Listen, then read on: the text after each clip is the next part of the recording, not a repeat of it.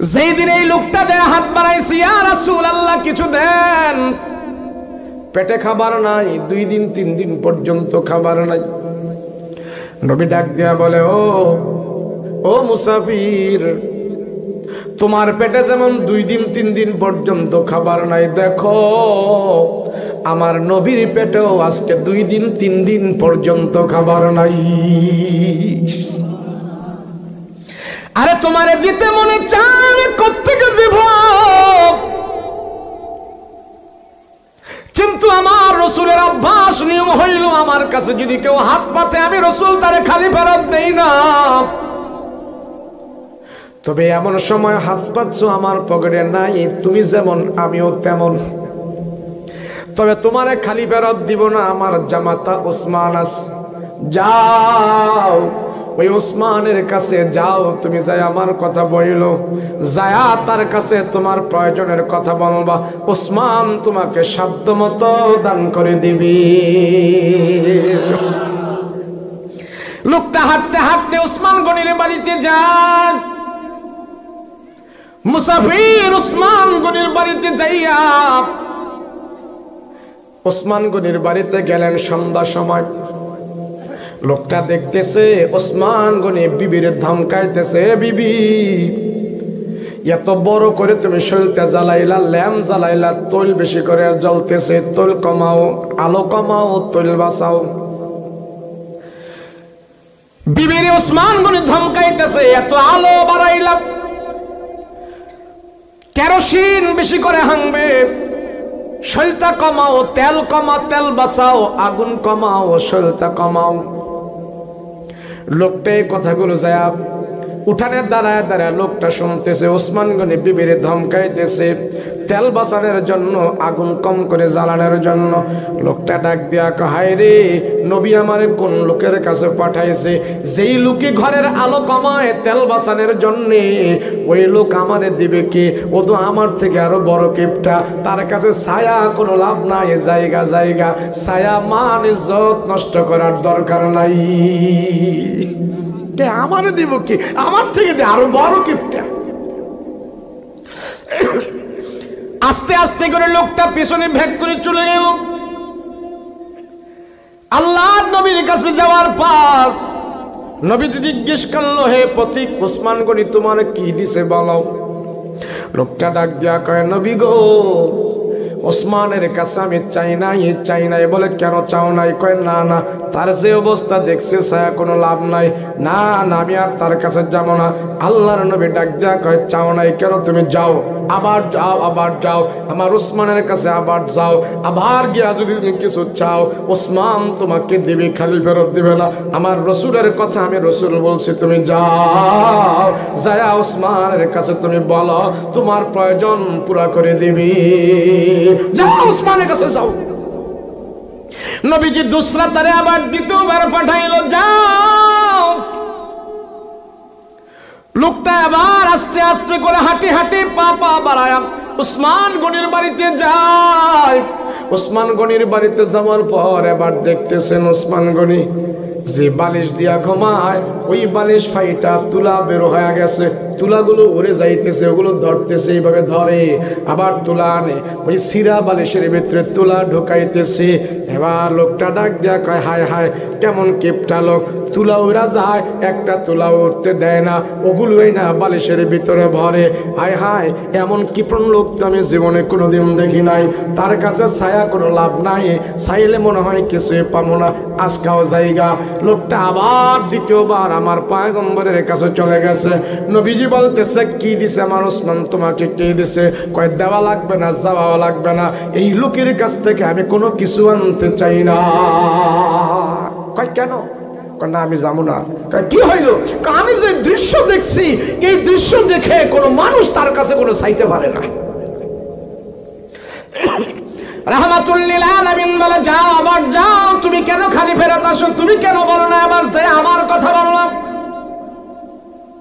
তোমাকে তো কেউ পাঠায় নাই, আমি রাসূল তোমাকে ওসমানের কাছে পাঠাইলাম। নবীজি তৃতীয়বার তারে পাঠাইল।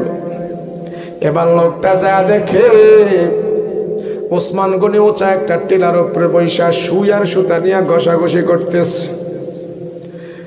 লোকটা যা দাঁড়াই রইল, বলে ও ওসমান, সুই আর সুতা দিয়া কিরবেন? কই এই সুই আর সুতাটা একসাথে করবো, সুইয়ের ছিদ্র দিয়ে সুতাটা ঢোকাবো। কয় তারপরে কিরবেন? কয় তারপরে আমার গায়ে যে জামাটা দেখছো, এই জামাটা 5-7টা তালি আগে দিয়েছে, ছিঁড়া গেছে, এখন নতুন করে ছিঁড়া গেছে, এটারে আবার নতুন করে তালি দেব, সেই জন্য সুইয়ের ছিদ্র দিয়া সুতা ঢোকাইতেছি। তালি বুঝেন তো? পট্টি পট্টি। লোকটাই কয় হায় হায়, যে বেড়ায় এই 5-7টা তো পট্টিওয়ালা ছিঁড়া জামা পরে, হ্যাঁ আমার কি দিব, বিশ্বাসই হয় না। লোকটা ডাক দিয়া বলে, ওসমান দেন আমার কাছে সুইয়ের সুতা দেন। আপনি অনেকক্ষণ পর্যন্ত চেষ্টা করতেছেন, সুইয়ের ছিদ্র দিয়ে সুতাটা ঢুকাইতে পারতেছেন না, আমার কাছে দেন। হযরত ওসমান গনি রাদিয়াল্লাহু আনহু বলে, ভাই না, আমাদের ভাগ্য ভালো হবে না খারাপ হবে? আমরা যদি হাসরের ময়দানে এভাবে আবার সবাই উঠতে পারি, আর আল্লাহ যদি আমাদেরকে বলে তোমাদেরকে মাফ করে দিয়েছি, কেমন মনে হবে? আল্লাহ যেন আমাদের সবাইকে মাফ করে দেয়, বলেন আমিন। আজকে জান্নাতুল বাকি কবরস্থানের উন্নতি কল্পে মাহফিল। কবরস্থান, আমরা এখানে যারা আছি আমাদের সবার প্রাণ আছে। দুনিয়াতে প্রাণ নিয়ে যারা আসে, একদিন এই প্রাণ শেষ হবে এবং কবরে তার স্থান হবে। বলেন পৃথিবীতে যত মানুষ আছে, এই কথার সাথে কেউ দ্বিমত হতে পারে? দ্বিমত পোষণ করতে পারবে কেউ? সে কাফের হোক, বেঈমান হোক, তারপরেও সে ওই কবরে শোয়া লাগবে। কথা বলেন ঠিক কিনা? যত মানুষ দুনিয়াতে আসছে, সমস্ত মানুষ একটি মাসআলায় একমত, একটি সিদ্ধান্তে একমত, মৃত্যু আমার একদিন হবেই হবে। মরণ আমার সাথে সাক্ষাৎ করবে। আমি যেথায় থাকি, মৃত্যু আমার সাথে সাক্ষাৎ করবেই করবে। এমনকি যত নবী রাসূল দুনিয়াতে আসছে, সমস্ত নবী রাসূলরা পর্যন্ত মৃত্যুর সাথে সাক্ষাৎ করতে হয়েছে। মৃত্যু এমন এক জিনিসের নাম, মৃত্যু এমন এক আল্লাহ পাকের হুকুম, যা একমাত্র আল্লাহর হাতেই আল্লাহ পাক রেখে দিয়েছেন। যদি কোনো মানুষ এই মৃত্যুর ভয় অন্তরে থাকে, কবরের ভয় তার অন্তরে থাকে, মৃত্যুর যন্ত্রণার কথা তার এলেমে থাকে, কবরের শাস্তি কি হবে সেই কথা যদি সে ভাবে, বলে এই মানুষটা দুনিয়াতে আল্লাহর নাফরমানি করতে পারে না। দেখেন, আপনি যখন যারা পাপাচার করে, খারাপ করে, বেনামাজি, জিনাকার, ডাকাত, চোর, সন্ত্রাস, এরা কি যখন এই কার্যক্রমগুলো করে তখন কি মৃত্যুর কথা স্মরণ থাকে? আমার কথা কি বোঝেন? যারা পাপাচার করে, ধরেন না ডাকাত ডাকাতি করতেছে, তার কি তখন মৃত্যুর কথা স্মরণ আছে? স্মরণ নেই। যখন সেই মৃত্যুর কথা স্মরণ হয়ে যায়, আজরাইলের দেখা পেয়ে যায়, এই মানুষটার অবস্থা কি আগের মতো থাকে না পরিবর্তন হয়ে যায়? পরিবর্তন। সেজন্য রাসূল বলেন, মৃত্যু এমন এক বস্তু যার সাক্ষাৎ তোমার হতেই হবে। তুমি যদি নাও করো, মৃত্যু তোমার সাথে সাক্ষাৎ করবেই করবে। আজকে মানুষ দুনিয়াতে কত টাকা পয়সা ইনকাম, ক্ষমতা, লোভ, লালসার জন্য মরণ ভুলে গেছে, কবরের খবর ভুলে গেছে। সে যে একজন মানুষ দুর্বল, তার হায়াত কতটুক সে জানে না। মানে এমন কিছু সে দুনিয়াতে করতেছে মরণের খবর ভুলে। আল্লাহ পাক আশ্চর্য হয়ে যায়। আল্লাহ ডাক দিয়া কয়, বান্দা তোর কার্যক্রম দেখে আমি আল্লাহ আশ্চর্য হয়ে যাই। আমি আল্লাহ অনেক সময় এমন আশ্চর্য হই। আরে মানুষ, তোমার কথা যদি তুমি চিন্তা করতে, তুমি কোথায় ছিলে, কি ছিলে, কোত্থেকে আমি আল্লাহ তোমারে বানাইলাম, কেমনে বানাইলাম, এটা যদি তুমি চিন্তা করতে, তুমি ছিলে নাপাক একটা দুর্বল পদার্থ। সেখান থেকে আমি আল্লাহ তোমাকে হাত পা অঙ্গ প্রত্যঙ্গ বিশিষ্ট একটা মানুষ বানিয়েছি। এখন তোমার দেহ, বডি, যৌবন তোমার সব এখন ঠিক আছে। আবার কিছুদিন পরে এগুলি সব বিলুপ্ত করে শেষ করে আমি আল্লাহ আবার আমার জায়গায় তোমাকে নিয়ে আসবো। তুমি কি ভুলে গেছো? সেজন্য মানুষের অবাধ্য অত্যাচার দেখে আল্লাহ আশ্চর্য হয়ে যায়। মানুষের নাফরমানি দেখে আল্লাহ আশ্চর্য হয়ে যায়। মানুষের তাকাব্বুর অহংকার দেখে আল্লাহ আশ্চর্য হয়ে যায়। মানুষের আত্মগরিমা অহংকার বিলাসিতা দেখে, দুনিয়ার লোভ দেখে আল্লাহ আশ্চর্য হয়ে যায়। ও মানুষ, তুমি কি ভুলে গেছো মৃত্যুর কথা? তুমি কি ভুলে গেছো কবরের কথা? দেখো না, একটু কবরস্থানে যায় দাঁড়িয়ে দেখো না, এই কবরে রাজা, বাদশাহ, শ্রমিক, দিনমজুর, রিক্সাওয়ালা, মাস্টার, ডাক্তার সব এক লেভেলে শুয়ে আছে। নাকি কবরে কোনো পাওয়ার আছে? কথা কয় না।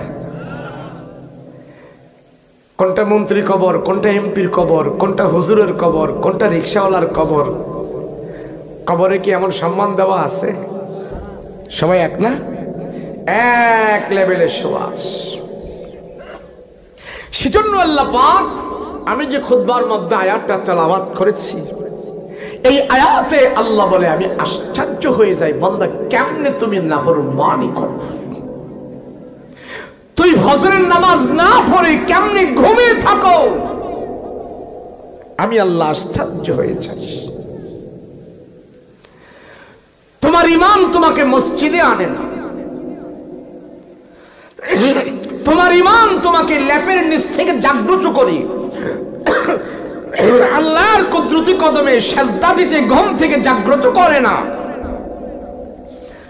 যে ইমাম তোমাকে আমার ঘরে আনে না, সেজদা দেয় না, যে ইমাম তোমাকে ওযু বানিয়ে মসজিদে এনে হাজির করে না, তুমি বসে আছো, তোমার এই ইমাম দিয়ে তুমি জান্নাতে চলে যাবে? তোমার ইমাম যদি তোমাকে মসজিদে নেয় না, তোমার ইমাম যদি তোমাকে হারাম থেকে বাঁচায় না, তোমার ইমাম যদি তোমাকে নামাজে নেয় না, সেই ইমাম কোনোদিন তোমাকে জান্নাতেও নিতে পারে না। আল্লাহকে একটু চিন্তা করো না। আমি তো আশ্চর্য হয়েছি। কাইফা তাকফুরুনা বিল্লাহ,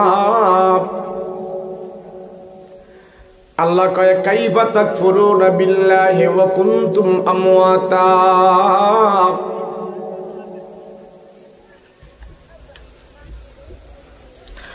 সূরা বাকারার 28 নম্বর আয়াতে আল্লাহ বলেন কাইফা তাকফুরুনা বিল্লাহ।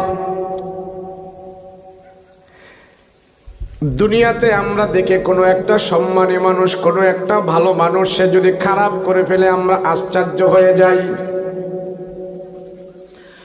আরে হাজী সাহেব এই কাজটা কেমনে করলো, বলি না? এই পাকনা দাড়িওয়ালা, পাকনা চুলওয়ালা মুরব্বী এমন কাজ কেমনে করলো, আশ্চর্য হয়ে যাই। আরে হুজুর এই কাজটা কেমনে করলো, হুজুর হয়ে উনি কেমনে কাজটা করলো, আশ্চর্য হয়ে যায়। আমি চা চাইছি আপনার কাছে, হেনে বসে রয়েছি 1 ঘন্টা চা দেয় না কেউ, এনে লেগেছে চা। আমি স্টেজে চা খাই না, আমার ইউটিউবে যত ওয়াজ আছে 4 ঘন্টা ওয়াজ করলাম, স্টেজে চা খাই না। হ্যাঁ, আমার এটা অভ্যাস নাই। যতদিন আল্লাহ চালায়, আমি যদি 4 ঘন্টা ওয়াজ করি আমার 1 কাপ চা লাগে না, আলহামদুলিল্লাহ। তো আমার তো কইয়া চা আনবো না। যাক, ঠিক আছে, মাশাআল্লাহ, মেহমানদারিটা করছে, ভালো হয়েছে। লাগবো না চা? যে চা বানাইছেন 1 কাপ বানাই আপনি খাই আলান, সুন্দর কইরা। আল্লাহ বলে কাইফা তাকফুরুনা বিল্লাহ, আমি আশ্চর্য হয়ে যাই। মুসলমান ভাইয়েরা আমার, আমরাও দেখি দুনিয়ার জমিনে কোন সম্মানিত মানুষ যদি একটা কাজ করে ফেলে, গুনাহ করে ফেলে, পরিবেশ নষ্ট করে ফেলে, তখন আমরা বলে আশ্চর্য হয়ে গেলাম, তুমি কাজটা কেমনে করলা? আরে হাজী সাহেব এই কাজটা কেমনে করলো? আরে আমার বাবার সমতুল্য এমন মুরব্বী কাজটা কেমনে করলো? হুজুর এই কাজটা কেমনে করলো? আমরাও আশ্চর্য হয়ে যাই।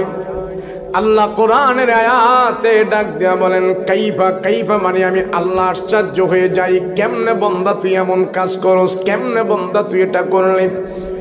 হে বান্দা, একবারও তুমি চিন্তা করলা না, একবারও তুমি ভেবে দেখলা না তুমি কোথায় ছিলা, এখন কোথায় আছো, আবার কোথায় যাইবা? তুমি তো একজন দুর্বল মানুষ, তুমি তো একবারে নাপাক পানি থেকে আমি আল্লাহ তোমাকে বানিয়েছি। তোমার কোনো অস্তিত্ব ছিল না, তোমার কোনো নাম গন্ধ ছিল না। তুমি যে আব্দুর রহমান, তুমি যে আব্দুল করিম, তুমি যে চেয়ারম্যান সাহেব, আজকে তোমার জন্মের আগে তোমারে কেউ চিনত না। আমি আল্লাহ কোথা থেকে তোমারে দুনিয়াতে দিলাম তুমিও জানো না। দুনিয়াতে আসার পর তুমি যখন মায়ের পেট থেকে দুনিয়াতে আসছো, তুমি দুর্বল ছিলা, তোমার কোনো শক্তি ছিল না। তোমার ঠোঁটের মধ্যেও এমন ভাবে তোমাকে আল্লাহ আমি বানিয়েছি, গরম খাবার তুমি খেতে পারো নাই, তোমার মুখে দাঁত ছিল না, একবারে তুমি দুর্বল ছিলা। আমি আল্লাহ আস্তে আস্তে করে তোমাকে ভিটামিন খাওয়ায়া, মায়ের বুকের দুধ খাওয়ায়া আস্তে আস্তে করে আমি আল্লাহ বড় করেছি। এখন তোমার জোয়ানি আসছে, যৌবন আসছে, তোমার শরীরের রক্ত একটু গরম, সেই জন্য তুমি আমার আল্লাহকে ভুলে গেছো। তুমি কি জানো না কিছুদিন পরে আবার তোমার গরম থাকবে না, তোমার দাঁতগুলো পড়ে যাবে, চুলগুলো সাদা হয়ে যাবে। এ বান্দা, তোমার শরীরের চামড়া ঢিলা হয়ে যাবে, চোখের পাওয়ার নষ্ট হয়ে যাবে। বান্দা, তোমার শরীরের গরম থাকবে না, তুমি একবারে দুর্বল হয়ে যাবে, দুর্বল। এই দুর্বল থেকে আবার তুমি দুনিয়ার জমিন ছেড়ে কবরের জগতে চলে যাবে। কেমনে তুমি বাহাদুরি করো, কেমনে তুমি চুরি করো, কেমনে তুমি ডাকাতি করো, কেমনে আমার আল্লাহর নাফরমানি করো, আমি আল্লাহ চেয়ে চেয়ে যখন দেখি বান্দা আমি আশ্চর্য হয়ে যাই। সেই জন্য আমি আল্লাহ বলি কাইফা তাকফুরুনা বিল্লাহ, বান্দা কেমন করে তুমি এমন কাজ করো? তোমার কাজ দেখে, তোমার হারাম দেখে, তোমার সুদ দেখে তুমি নামাজ না পড়ে ঘুমায় থাকো, সেই দৃশ্য আমি দেখে আমি বান্দা তোমার প্রতি আমি আল্লাহ আশ্চর্য হয়ে যাই, আমি আল্লাহ আশ্চর্য হয়ে যাই। মুসলমান ভাইরা রে আমার, গাছের পাতা ঝরে যায়, চিরদিন থাকে না। নদীর পানি সব সময় জোয়ারেও চলে না, ভাটায় যেতে হয়, কথা বলেন ঠিক কিনা? মানুষের যৌবনও চিরদিন থাকে না, দাপটও চিরদিন থাকে না, শরীরের রক্ত গরম সব সময় থাকে না, থাকে না। আল্লাহর নবী বলেন উম্মতেরা, তোমরা যদি জাহান্নামের আযাব দেখতা, কবরের আযাব দেখতা, কোনদিন তোমরা দাঁত বের করে হাসতা না, হাসতা না। আমি রাসূল জানি আমার উম্মতেরা যদি কবরের আযাব সম্পর্কে জানতো, কবরে যে কত বড় কঠিন আযাব, কত বড় বিশাল আযাব, আমার একটা উম্মত দাঁত বের করে তারা হাসতো না, পরিবার পরিজন নিয়ে আনন্দ করতো না। খবরের শাস্তি সম্পর্কে যদি তারা জানতো, বাড়ি ঘর ছেড়ে, পরিবার পরিজন সব ছেড়ে তারা জঙ্গলের মধ্যে যায়া পড়ে থাকতো, জঙ্গলে পড়ে থাকতো। রাহমাতুল লিল আলামিন ডাক দিয়া বলে, সাহাবীরা আমি রাহমাতুল লিল আলামিন, আমি নবীজি তোমাদেরকে জানা দেই, তোমাদেরকে সংবাদ শোনায়া দেই, কোনদিন তোমরা কবরের খবর ভুলে যেও না। কবরের আযাব তোমাদের স্পর্শ করবে, এটা তোমরা ভুলে যেও না, এটা ভুলে যেও না। প্রতিদিন কবর তোমাকে ৭০ বার ডাকতে থাকে। কয়বার জোরে বলেন? ৭০ বার কবরের মাটি ডাকতে থাকে, রে আদম সন্তান আমার ঘরে আসতে হবে, তুমি যেথায় থাকো তুমি আমার কাছে আসতে হবে, আমার বিছানায় তুমি শুইতে হবে। প্রতিদিন ৭০ বার করে কবর ডাকতে থাকে। আল্লাহর রাসূল বলেন, কবরের ডাক তোমরা শুনতে পাও না। যদি কবরের কোনো ডাক যদি তোমাদের কানে কোনোদিন যাইতো, তখন তোমরা আর হুঁশ থাকতে পারতা না, বেহুশ হয়ে যাইতা। সেই জন্য আল্লাহ তোমাদের উপরে রহম করেছে, দুনিয়াতে ইবাদত বন্দেগী করার সুযোগ দিয়েছে। আমার যারা খাঁটি উম্মত, আমাকে যারা রাসূলকে ভালোবাসে, আল্লাহকে যারা ভালোবাসে, কোনদিন তারা কবরের কথা ভুলে যায় না, ভুলে যায় না। قال رسول الله صلى الله عليه وسلم, রাসূল বলেন, আল কাইসু মান দানা নাফসাহু ওয়া আমিলা লিমা বাদাল মাউত। রাসূল বলেন, আমার উম্মতের ভিতরে ওই লোকটা হলো সবচেয়ে বড় জ্ঞানী, সবচেয়ে বড় ব্রেনি, তার জ্ঞান আছে। তোমরা মনে করো না, আমরা তো মনে করি অমুকে খুব ব্রেনি, আমরা মনে করি ওনার খুব বুদ্ধি আছে, আমরা মনে করি পর্দান্নার খুব বুদ্ধি আছে, আমরা মনে করি মাতাব্বর সাহেবের বুদ্ধি আছে। উনি যদি বিচারের আসনে বসে যদি কথার মধ্যে প্যাঁচ দেয়, এই কথা কেউ ছুটাইতে পারে না, ওনার খুব ব্রেনশিয়াল, ওনার খুব বুদ্ধি। কথা বলেন ঠিক কিনা? উনি যদি কথায় প্যাঁচ ধরে বসে কেউ ছুটাইতে পারে না, ওনার মাথায় খুব বুদ্ধি আছে। উনি বুদ্ধি দিয়ে দুনিয়া ইনকাম করেছে, উনি বুদ্ধি দিয়ে মেম্বারে পাস করেছে, উনি বুদ্ধি দিয়ে চেয়ারম্যানে পাস করেছে, উনি বুদ্ধি দিয়া অনেক টাকা টোকার মালিক হয়েছে, উনি বুদ্ধির কারণে আজকে বড় সম্মানী হয়েছে। আমার রাসূল ডাক দিয়া বলে, উম্মত না না না, আমি রাসূল তারে বুদ্ধিমান বলি না, আমি রাসূল তারে বুদ্ধিমান বলে, আমি রাসূল ওই লোকটাকে বুদ্ধিমান বলে যে কবরে যাবার আগে কবরের সামান তৈরি করে যায়। কবরের খবর যার কাছে আসে, কবরের খবর যার কাছে আসে, কবরের কথা মনে করে করে ওই কবরে যাওয়ার আগে তার ঈমান আর আমল সে ঠিক করে যায়। আমি রাসূল তার এক ব্রেনি আর জ্ঞানী মনে করি। আর আমরা জ্ঞানী মনে করি। জানো, আমাদের চেয়ারম্যান সাহেব কথার মধ্যে ফ্যাস দিলে ইঞ্জিনিয়ার ব্যারিস্টারও চলতে পারে না, খুব ব্রেন। ডাক্তার সাহেবের অনেক ব্রেন, মাস্টার সাহেবের অনেক ব্রেন, খুব বুদ্ধি আছে। একজনের কথার পেছে পালাইয়া মার দিতে পারলে কি বুদ্ধি, নাকি আমল করে আল্লাহরে খুশি করতে পারলে বুদ্ধি? খবরে তো আমার যেতেই হবে, ওখানে যাওয়া ছাড়া যেহেতু উপায় নাই, তাহলে সেখানের খবর তোমার থাকতে হবে। মানুষ, রাসূল বলেন, সাহাবীরা দাঁত বের করতে কেউ হাসতো না, পরিবার পরিজন নিয়ে কেউ আনন্দ করতো না, যদি তোমাদের কাছে জাহান্নামের খবর থাকতো, তোমাদের কাছে যদি কবরের খবর থাকতো।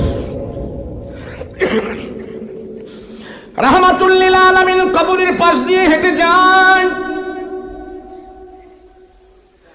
আল্লাহর নবী সব সাহাবীদেরকে ডেকালো, সাহাবীরা আরে দাঁড়াও দাঁড়াও, তোমরা সবাই দাঁড়াও। নবীজি কবরের পাশে সব সাহাবীদেরকে ডাক দিয়া থামায় দিলেন, দাঁড় করায় দিলেন, দাঁড়াও। সব সাহাবীরা কবরের পাশে থমকে গেল, দাঁড়ায় গেল। ওগো রহমতের নবী গো, কবরের পাশে কেন আমাদেরকে দাঁড় করায় দিলেন, কারণ কি?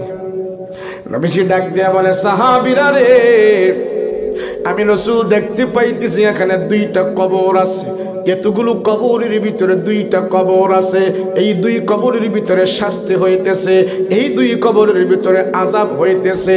দাঁড়াও, আমি তার এই কবরের আযাব বন্ধ করার ব্যবস্থা করতেছি।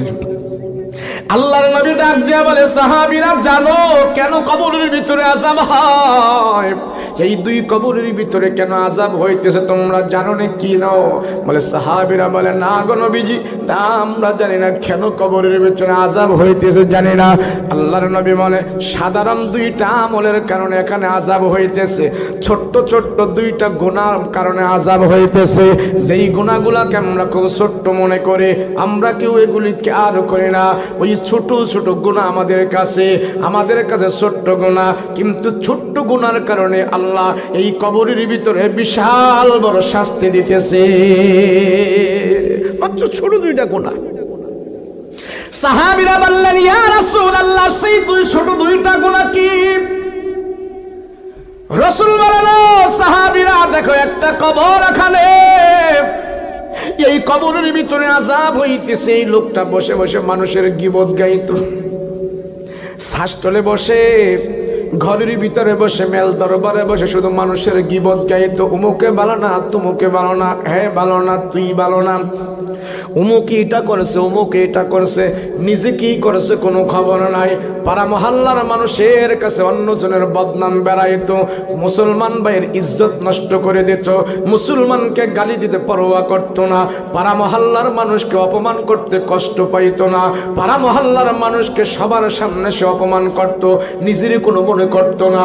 এই মানুষটা এই কবরের ভিতরে দাফন হয়েছে, এমন একটা মানুষ ওই বদনাম গাইছে, বদনাম করেছে, সেই জন্য তার কবরের ভিতরে আযাব হইতেছে। ইয়া রাসূলুল্লাহ, তাইলে কি করা যায়, কি করা যায়? আল্লাহর নবী বলে, পরে করলো। এবার দেখো আরেকটা কবর এখানে আছে, এই কবরের ভিতরে আযাব হইতেছে। রাহমাতুল লিল আলামিন ডাক দিয়ে বলে, সাহাবীরা রে, এই কবরের ভিতরে যে আযাব হইতেছে, এই কবরের আযাব কেন হইতেছে জানো নি? এই লোকটা সামান্য একটা আমল বেখেয়ালি ভাবে করছে। লোকটা প্রস্রাব পায়খানা করত, খুব যত্ন করে প্রস্রাব পায়খানা করত। যখনই প্রস্রাব পায়খানা করত তখনই সে প্রস্রাব পায়খানায় চলে যেত, ইস্তেঞ্জায় চলে যেত, বাথরুমে চলে যেত, প্রস্রাব করত, রাস্তার ধারে করত, তার বাথরুমে করত, কিন্তু প্রস্রাব করত ঠিক, প্রস্রাব করে সে চলে আসতো। ভালো করে প্রস্রাবের পানিগুলো সে পরিষ্কার করে নাই, প্রস্রাবের লজ্জা স্থান পবিত্র করে নাই। আমরা যখন প্রস্রাব করি অনেক সময় প্রস্রাবের ছিটা জামাত এসে লাগে, গায়ে এসে লাগে, দাড়িতে এসে লাগে। রাসূল বলেন প্রস্রাব পায়খানা থেকে সুন্দর মতো পরিষ্কার হতো না, সেই জন্য এখানে আযাব হইতেছে। কেন সে সুন্দর মতো পরিষ্কার হয় নাই? ছোট্ট একটা আমল, আমরা এটা গুরুত্ব দেই না। সেই জন্য রাসূল বলে, যেই লোকটা প্রস্রাব পায়খানা করে সুন্দর মতন পরিষ্কার হয় না, প্রস্রাবের ছিটা যায় তার গায়ে লাগে, প্রস্রাবের ছিটা যায় পাঞ্জাবিতে লাগে, প্রস্রাবের ছিটা যায় দাড়ির ভিতরে লাগে। এমন একটা লোকই কবরের ভিতরে তারা শায়িত করেছে, কবরস্থ করেছে। প্রস্রাব থেকে পরিষ্কার না হওয়ার কারণে এই লোকটার কবরে ঘোর আযাব হইতেছে। কত সাধারণ, আমাদের কাছে এটা কোনো বিশাল বড় নাই। নবীর সাহাবীদের ভিতরে এমন একজন সাহাবী যার নম্রতা ভদ্রতার সাক্ষী আল্লাহ স্বয়ং নিজে দিয়েছে। সুবহানাল্লাহ, জোরে কন্যা। ওসমান এমন একজন সাহাবী, নম্র, ভদ্র, আদর্শ, লাজুক সাহাবী। একটু শরম লজ্জা বেশি ছিল হযরত ওসমানের। সে ওসমান মক্কা মদিনার ভিতরে সবচেয়ে বড় ধনী ছিলেন, সবচেয়ে বড় মাল বলা ছিলেন। নবীজির দুইটা মেয়েকে ওসমান বিয়ে করেছেন। সে ওসমান দুনিয়াতে কোনো সম্মানের অভাব নাই, মালের অভাব নাই, ধনাঢ্যের অভাব নাই, সম্মানের অভাব নাই। ওই ওসমান রাদিয়াল্লাহু আনহু কবরের পাশে মাঝে মাঝে দাঁড়ায় কান্না করত, চোখের পানি দিয়ে বুকটা বসা ফেলতো। মুসলমান ভাইরা রে আমার, হযরত ওসমান মাঝে মাঝে কবরের পাশে চলে যাইতো। গুরুস্থানের পাশে দাঁড়াইয়া হযরত ওসমান এমন ভাবে কান্না করত, চোখের পানি গড় গড় করে পড়তেছে পড়তেছে, হাউমাউ করে কান্নাকাটি করে। আরে ওসমান কেমন সাহাবী জানো নি? সারাক্ষণ সর্বক্ষণ ওসমান পবিত্র কোরআন তেলাওয়াত করত, কোরআন তেলাওয়াত করত। কোরআন তেলাওয়াতের সাথে হযরত ওসমানের একটা গভীর সম্পর্ক ছিল।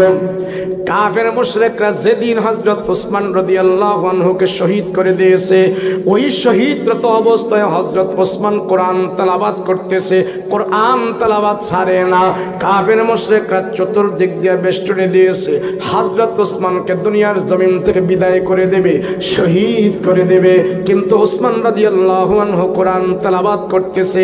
কাফের মুশরিকরা মনে মনে ভাবতেছে কোরআন তেলাওয়াত পড়া বন্ধ করো, কোরআনের তেলাওয়াত বন্ধ করো, তারপরে ওসমানের উপরে আক্রমণ হবে। কিন্তু না না, হযরত ওসমান আল্লাহর সাথে কথা বলতেছে, কোরআন তেলাওয়াত করতেছে গভীর মনোযোগ। কিন্তু কাফের মুশরিকরা বিরক্ত হয়ে তীর চালায়া দিল, তীর চালায়া দিল। ওসমান রাদিয়াল্লাহু আনহুর গায়ে যায় তীর বিদ্ধ হইল। তীর বিদ্ধ হওয়ার সাথে সাথে শরীর থেকে রক্তের ফোঁটা জমিনে পড়ে নাই, শরীর থেকে রক্তের ফোঁটা ওসমানের কোরআন তেলাওয়াতে পড়েছে। হাসরের ময়দানে আল্লাহর আদালতে ওসমান যেন শহীদ হয়েছে। ওসমানের শরীরের রক্ত কোরআনে কারীমের মধ্যে যা পড়েছে, হাসরের ময়দানে যারা শহীদ হয়েছে, যেখানে শহীদ হয়েছে, ওই মাটি আল্লাহর দরবারে সাক্ষী দেবে কারো ব্যাপারে ওসমান রাদিয়াল্লাহু আনহু, কারো ব্যাপারে ওসমান রাদিয়াল্লাহু আনহু ডাক দিয়া কয় তুই এখন খা। হ্যাঁ কিসে তোর মিয়া আপনিও কি বুঝেন না নাকি?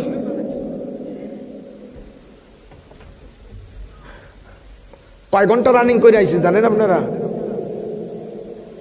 সেটা হলো পরে, কিন্তু আমি যদি আজকে দোয়া করি আল্লাহর কাছে কবুল হবে। বলছেন কে? নবীজি বলেছেন, আমার রাসূল বলেছেন, মুসাফিরের দোয়া আল্লাহর আদালতে কবুল হয়ে যায়। আমি যদি আপনাদের জন্য দোয়া করি, আমার রাসূলের পবিত্র জবানের স্বীকৃতি, মুসাফিরের দোয়া আল্লাহর দরবারে কবুল। আমি দোয়া করলে আজকে 100% কবুল। কখন কবুল হবে সেটা আল্লাহ ভালো জানে, কিন্তু কবুল হবেই হবে। আমার সাথে দোয়া করার জন্য রাজি আছেন? রাজি আছেন? আল্লাহ কবুল করো, বলেন আমিন। সবাই একটা হাত জাগান, লিল্লাহি তাকবীর, নারে তাকবীর।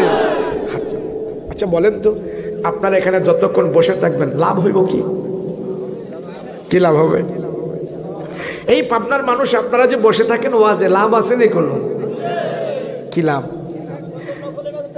একজনে কইছে নফল ইবাদতের নেকি, আরেকজনে কেমন কি কি জান্নাতের বাগিচায় বসে আছে। আবার কেউ কেউ কইব হুজুর মাহফিলে ঘরে তাবারক আছে। তাবারক খাওয়া সুন্নাত, খাইবেন, অসুবিধা নাই। তো আমি একটা লাভের কথা কই শুনেন। এই যে আপনারা যতক্ষণ বসে রয়েছেন না, 1 ঘন্টা হোক, 2 ঘন্টা হোক, আধা ঘন্টা হোক, যতক্ষণ আপনারা বসে থাকবেন, আপনার 50, 60, 70 বছরের হায়াত থেকে আজকের মাহফিলের 1 ঘন্টা যদি বসে থাকেন, 2 ঘন্টা যদি বসে থাকেন, এই 2 ঘন্টা আপনার 70 বছরের জিন্দেগি থেকে আজকের মাহফিলের 2 ঘন্টা আল্লাহর দরবারে গুনাহমুক্ত হয়ে পৌঁছে যাবে। বলেন, এখানে বসে কেউ গুনাহ করছেন? পিছন থেকে কেউ বিড়ি টিড়ি খাইছেনি? পাবনা এমন আছে যে বক্তারা লাগাই দিছি, বক্তা ওয়াজ করতে থাক, আমরা হেদিক দিয়ে গান বাদ্য শুনি, এমন আছে? সর্বপ্রকারের কাজ কাম থেকে আমরা এখন মুক্ত। এক কাজ করতেছি, সেটা হলো আল্লাহ এবং আল্লাহর রাসূলের কথা শুনতেছি। কথা বলেন ঠিক কিনা? চতুর্দিক থেকে আল্লাহর ফেরেশতারা দেখতেছে আমরা কি করতেছি। মনোযোগ সহকারে আমরা যদি কোরআনের কথা শুনি, কবরের কথা শুনি, আল্লাহর কাছে নোটিশ জমা দিব, আল্লাহ আদম সন্তানরে দেখে আইছি, এরা বয়া বয়া আলোচনা করতেছে, আপনার গুণগুণ গাইতেছে, আর বাড়িতে যাওয়ার আগে চোখের পানি ফালাইয়া কান্নাকাটি করছে। তো আল্লাহ ফেরেশতা করে বলবো, তোরা সাক্ষী থাকিস। সুবহানাল্লাহ। আল্লাহ বলবে সাক্ষী থাক, আদম বানাই দিতে তোরা নিষেধ করছিলি। ফেরেশতারা নিষেধ করে নাই? ফেরেশতারা নিষেধ করছে আদম বানানোর জন্য। আল্লাহ বানায়েন না, আমরা ফেরেশতারা যথেষ্ট। আমরা যে ইবাদত বন্দেগী করি আমরাই যথেষ্ট আপনার জন্য। আদম টাদম বানান লাগবো না। আল্লাহ কয়, যাহা আমি জানি তাহা তোমরা জানো না। আমি সিদ্ধান্ত নিয়েছি আদমকে বানানোর জন্য, আমি বানাবো, তোমাদের কথা মানবো না। আল্লাহ বলবে, দেখ বনি আদম, তারা আমার গুণকীর্তনের আলোচনা করতেছে, বাড়িতে যায় যা পারে আমল করবে, চোখের পানি ছাড়ছে, তওবা করবে, সাক্ষী থাক আমি আল্লাহ মাফ করে দিব। এই বলেন আমাদের আর কি আছে? আল্লাহ এই সমস্ত আমল দেখে আমাদেরকে যদি মাফ না করে তো আমাদের আর কি আছে কিছু? আর আল্লাহ তো চাই বান্দারা মাফ করে দেওয়ার জন্য, এর নামই তো হলো আল্লাহ। দুনিয়ার মানুষ অপরাধীকে খুঁজে সাজা দেওয়ার জন্য, পুলিশ চোরকে খুঁজে জেলে ঢুকানোর জন্য, র্যাব বিডিআর আর্মি অপরাধীকে খুঁজে শায়েস্তা করার জন্য, জেলে ভরার জন্য, পিটানোর জন্য, অপরাধীর শাস্তি দেওয়ার জন্য। আর আল্লাহ কে বান্দা আমি তাদেরকে খুঁজি ক্ষমা করে দেওয়ার জন্য। পার্থক্য আছে না? বলেন মায়া দয়া বেশি কার? জোরে বলেন না বেশি কার? হায়রে মানুষ, আমাদের দিলের ভিতরে নাফরমানি, গান্দিগি, হারাম, শুয়োর এমন ভাবে ঢুকছে, আল্লাহ যেন আমার বেশি ভালোবাসতেছে সেই কথাটাও আমার ব্রেনে নাই, ভুলে গেছি। কথা কোন ঠিক না? ভালো কাজ, নেক আমল এগুলা যেন আমাদের দিলে ঢুকবে, ওই জায়গাটা নাই। এমন ভাবে শয়তান আমাদেরকে খাইছে। ওই এক খাওয়ার কথা শুনছেন না আপনারা? বিয়া বাড়িতে গেছে, হ্যাঁ খুব ভালো ভালো খাইতে পারে, বেশি খাইতে পারে, তো বিয়ে বাড়িতে গেছে, ওখানে যায় আন্ডা মন্ডা, ঘিরবিন্নি, পোলাও, কুরমা, কালিয়া, বিরিয়ানি যা পাইছে সব খাইছে। আর খাইতে খাইতে মানুষ খায় গলা পর্যন্ত, আর হ্যাঁ খাইছে নাক পর্যন্ত। কিছু খাওয়াইয়া লোক আছে না এরকম, মানে বেশি খাইতে পারে, যা দেয় তাই খায়, মেশিনটা ভালো, এমন খাওয়ার ভাবসাব দেখলে মনে হয় সে লোহা খাইয়া হজম করে লাগবে, রড খাইয়া হজম করে ফেলবে, এমন খাওয়াইয়া আছে না? নাই তো সব খাইছে, বিয়া বাড়িতে গেছে সব খাইছে, খাইয়া তোমাকে আর উঠতে পারে না, এমন খানা খাইছে। এখন দেখলো দুইজনে, দেখলো আরে তার অবস্থা বেতালা, এই কি হয়েছে? এখন কথাও করতে পারে না, এমন খাওয়া খাইছে। ডাক্তারের কাছে ধরে ধরে হেরে নিয়ে গেছে, কি অবস্থা? ডাক্তারের চেক টেক করে দেখলো এই খাওয়াই বেশি খাইয়ে ফেলছে, এটা হজম শক্তির অভাব। ডাক্তারের চেক টেক করে 2টা ট্যাবলেট দিছে, এই নেন এই 2টা ট্যাবলেট খেয়ে ফেলেন, আপনার হজম শক্তি হয়ে যাবে, একটু শরীরে আরাম পাবেন। এই খানেওয়ালায় ট্যাবলেটের তাকায় এক ডাক্তার সাহেব, এই ট্যাবলেটের জায়গা যদি আমার পেটে থাকতো রসগোল্লা আরো 4টা খাইতাম। কেমন খাওয়া খাইস? আরে মানুষ, মুসলমান, আমাদেরকেও দুনিয়ার লোভে শয়তান এমন ভাবে খাইছে, আমাদের দিলেও এতটুক জায়গা নাই, ওই বিশ্বাস নাই, ওই চিন্তা নাই যে আল্লাহ যেন আমাদেরকে কত ভালোবাসে, এই কথাটা আমরা ভুলে গেছি। আমি যে মানুষ, আমার যে কত দাম এটা আমি ভুলে গেছি। কেন ভুলতাম না? কেমনে? শাস্ত্রলে গেলে গোনা, ঘরে গেলে গোনা, বাইরে গেলে গোনা, খেলায় গেলে গোনা, মেলায় গেলে গোনা, সব জায়গায় গুনার গুনা, গুনার গুনা, গুনা করতে করতে আমার দিলটা একবারে কাউয়ার মতন কালা হয়ে গেছে। দিলের ভিতরে যে ভালো কিছু ঢুকবো সেই জায়গা দূর করতে হলে আজকের মাহফিলে তওবা করে, ইস্তেগফার করে, আল্লাহর কাছে কান্নাকাটি করে এরপরে আমরা বাড়ির যাব। রাজি আছি তো? আপনারা আবার ভয় পাইয়েন না যে হুজুরের মনে বড় লম্বা ওয়াজ করব, বেশি লম্বা ওয়াজ করলে তাবারক আবার ঠান্ডা হয়ে যাইব, পরে কইবেন বেশি ওয়াজ করে হুজুরে তাবারক ঠান্ডা করে নিস। কথা কন, আপনারা কয় মাইল দূরে যাইবেন? আপনাদের থেকে বেশি দূরে যাব আমি, তো আপনাদের থেকে তাড়াহুড়া তো আমার বেশি। কথা বলেন ঠিক কিনা? বেশি সময় নষ্ট করব না, অল্প সময় কথা বলবো, ধৈর্য সহকারে শুনবেন। রাজি আছেন? আরেকটা কথা, আমার ভাষা কি আপনারা পাবনার মানুষ বুঝতে কি অসুবিধা? তাহলে মোটামুটি পাবনায় তো আরো কয়েক বছর ধরে আসি, ওই আটগড়িয়া আসি, এরপরে কি সাথী আরো কোন জায়গায় যে আসছিলাম, ওই যে পাকশি আসি, পাবনা সদরে আসছি, মোটামুটি আমার ভাষায় মনে হয় তেমন একটা অসুবিধা নাই, তাই না? তো চলবে তো ইনশাআল্লাহ। লিল্লাহে তাকবীর, নারে তাকবীর। বলছিলাম ওসমান রাদিয়াল্লাহু আনহু বলেন কেমন শিল্পপতি, 70টা উট ওনার গুডাউনের চাবি বহন করত। সুবহানাল্লাহ কয়টা রে বুঝেন না, গোরস্থানে ওয়াজ করতেছে সব মুদ্দার বসে রয়েছে, বলা যে না লাগে। সুবহানাল্লাহ বলবেন ইনশাআল্লাহ। ওসমান গনি রাদিয়াল্লাহু আনহুর গুডাউনের চাবি বহন করত 70টা ওট। বাংলাদেশে কেমন কোন শিল্পপতি আছে? কেমন শিল্পপতি, মালের অভাব নাই। ওসমান যদি একটু দুনিয়ার শান শৌকত গ্রহণ করত, ওসমান বলে আমি স্বর্ণের চেয়ারে বসে প্রতিদিন খানা খেতে পারতাম, স্বর্ণের প্লেট, স্বর্ণের চেয়ার, দুনিয়ার মজা যদি করতাম, এগুলি আমার জন্য থাকতো।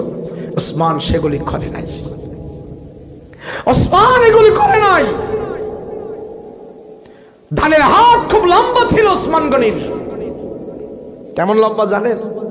নবীজির কাছে এক লোক আইছে, আয়সা বলে ইয়া রাসূলুল্লাহ আমি 2 দিন 3 দিন পর্যন্ত খাবার নাই, রাসূল গো আমারে কিছু দেন। তো নবীজির কাছে যদি কেউ হাত পাতত, নবীজি কাউকে ফেরায়া দিত না, কিছু না কিছু হলেও দিয়া দিত। যেই দিন এই লোকটা যায় হাত বাড়াইছে, ইয়া রাসূলুল্লাহ কিছু দেন, পেটে খাবার নাই, 2 দিন 3 দিন পর্যন্ত খাবার নাই। নবী ডাক দিয়া বলে ও মুসাফির, তোমার পেটে যেমন 2 দিন 3 দিন পর্যন্ত খাবার নাই, দেখো আমার নবীর পেটেও আজকে 2 দিন 3 দিন পর্যন্ত খাবার নাই।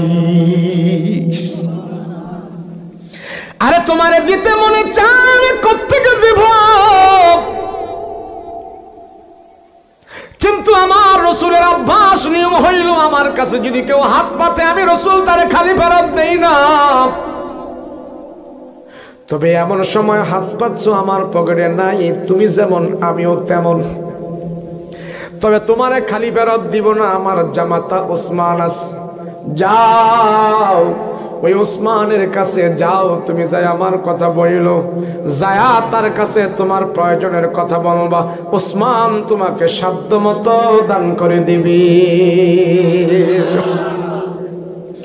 লোকটা হাঁটতে হাঁটতে ওসমান গনির বাড়িতে যান।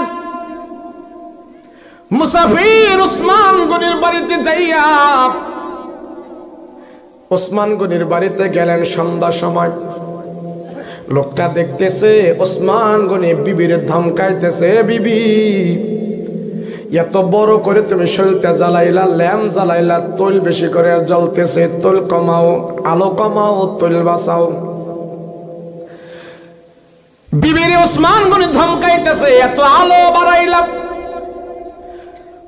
কেরোসিন বেশি করে হাংবে, শৈলতা কমাও, তেল কমাও, তেল বাঁচাও, আগুন কমাও, শৈলতা কমাও। লোকটা এই কথাগুলো যায় উঠানে দাঁড়ায় দাঁড়ায় লোকটা শুনতেছে। ওসমান গনি বিবির ধমকাইতেছে তেল বাঁচানোর জন্য, আগুন কম করে জ্বালানোর জন্য। লোকটা ডাক দিয়া কয়, রে নবী আমারে কোন লোকের কাছে পাঠাইছে? যেই লোকে ঘরের আলো কমায় তেল বাঁচানোর জন্যে, ওই লোক আমারে দিবে কি? ও তো আমার থেকে আরো বড় কিপটা, তার কাছে ছায়া কোনো লাভ নাই, জায়গা জায়গা ছায়া, মান ইজ্জত নষ্ট করার দরকার নাই, আমারে দিব কি? আমার থেকে আরো বড় কিপটা। আস্তে আস্তে করে লোকটা পিছনে ভেগ করে চলে গেল।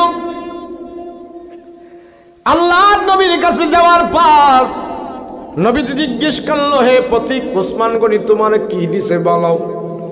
লোকটা ডাক দিয়া কয়, নবী গো ওসমানের কাছে আমি চাই নাই। বলে কেন চাও নাই? কয় না না, তার যে অবস্থা দেখছে ছায়া কোনো লাভ নাই, না না আমি আর তার কাছে যাব না। আল্লাহর নবী ডাক দিয়া কয়, চাও নাই কেন? তুমি যাও, আবার যাও, আমার ওসমানের কাছে আবার যাও, আবার গিয়া যদি তুমি কিছু চাও ওসমান তোমাকে দিবে, খালি ফেরত দিবে না। আমার রসুলের কথা আমি রসুল বলছি, তুমি যাও, যায়া ওসমানের কাছে তুমি বলো তোমার প্রয়োজন পুরা করে দিবি, যাও ওসমানের কাছে যাও। নবীজি দুসরা তারে আবার দ্বিতীয়বার পাঠাইলো, যাও। লোকটা আবার আস্তে আস্তে করে হাঁটি হাঁটি পা বাড়ায় ওসমান গনির বাড়িতে যায়। ওসমান গনির বাড়িতে যাওয়ার পর এবার দেখতেছেন ওসমান গনি যে বালিশ দিয়া ঘুমায় ওই বালিশ ফাইটা তুলা বের হয়ে গেছে, তুলাগুলো উড়ে যাইতেছে, ওগুলো ধরতেছে, এইভাবে ধরে আবার তুলা আনে, ওই সিরা বালিশের ভিতরে তুলা ঢুকাইতেছে। এবার লোকটা ডাক দিয়া কয়, হায় হায় কেমন কিপটা লোক, তুলা উড়া যায় একটা তুলা উঠতে দেয় না, ওগুলোই না বালিশের ভিতরে ভরে। হায় হায় এমন কিপন লোক তো আমি জীবনে কোনোদিন দেখি নাই। তার কাছে ছায়া কোনো লাভ নাই, চাইলে মনে হয় কিছুই পাবো না, আজকাও জায়গা। লোকটা আবার দ্বিতীয়বার আমার পয়গম্বরের কাছে চলে গেছে। নবীজি বলতেছে, কি দিছে আমার ওসমান তোমাকে, কে দিছে? কয় দেওয়া লাগবে না, যাওয়া লাগবে না, এই লোকের কাছ থেকে আমি কোনো কিছু আনতে চাই না। কয় কেন? না আমি যাবো না। কি হইল? আমি যে দৃশ্য দেখছি, এই দৃশ্য দেখে কোনো মানুষ তার কাছে কোনো চাইতে পারে না। রাহমাতুল লিল আলামিন বলে, যাও আবার যাও, তুমি কেন খালি ফেরত আসো? তুমি কেন বলো না আবার যে আমার কথা বললাম? তোমাকে তো কেউ পাঠায় নাই, আমি রাসূল তোমাকে উসমানের কাছে পাঠাইলাম। নবীজি তৃতীয়বার তারে পাঠাইল। এবার লোকটা যা দেখে ওসমান গনি উঁচা একটা টিলার উপরে বৈশা সুই আর সুতা নিয়ে ঘষাঘষি করতেছে। লোকটা যা দাঁড়াই রইল, বলে, ও ওসমান সুই আর সুতা দিয়া কিরবেন? কই এই সুই আর সুতাটা একসাথে করবো, সুইয়ের ছিদ্র দিয়ে সুতাটা ঢুকাবো। কয় তারপরে কিরবেন? কয় তারপরে আমার গায়ে যে জামাটা দেখছো, এই জামাটা ৫-৭টা তালি আগে দিয়েছে, ছিঁড়া গেছে, এখন নতুন করে ছিঁড়া গেছে, এটারে আবার নতুন করে তালি দেব, সেই জন্য সুইয়ের ছিদ্র দিয়া সুতা ঢোকাইতেছি। তালি বুঝেন তো? পট্টি পট্টি। লোকটা কয়, হায় হায় যে বেড়ায় এই ৫-৭টা তো পট্টিওয়ালা ছিঁড়া জামা পরে, হ্যাঁ আমার কি দিব, বিশ্বাসই হয় না।